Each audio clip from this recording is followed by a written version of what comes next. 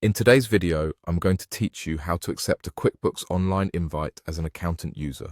Whether you're new to QuickBooks or just need a refresher, this guide will walk you through every step to ensure a smooth setup. Let's get started. First, you want to head over to the QuickBooks website. Once you're on the homepage, make sure you're logged into your account to access all features properly. After logging in, direct your attention to the upper right corner of the screen. Here, you will see a gear icon. This is the Settings menu. Click on it to reveal more options. Now, among these options, you'll find a tab titled Manage Users. This is where you have the control to see all existing users associated with the account and send out any necessary invitations. Click on Manage Users to proceed. Next, scroll down slightly and you will spot the option labeled Accounting Firms.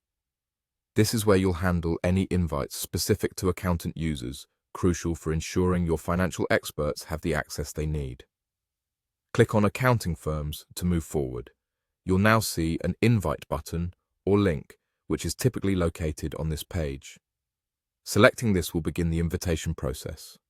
It's designed to be straightforward, but don't worry if you need a minute to find it. Just take your time, as it's important to ensure accuracy in these steps. Upon hitting the Invite button, you'll be prompted to fill in some necessary information. Here is where it's crucial to enter the accountant's email address correctly. This email address is the key because it's how the invitation will reach the intended recipient.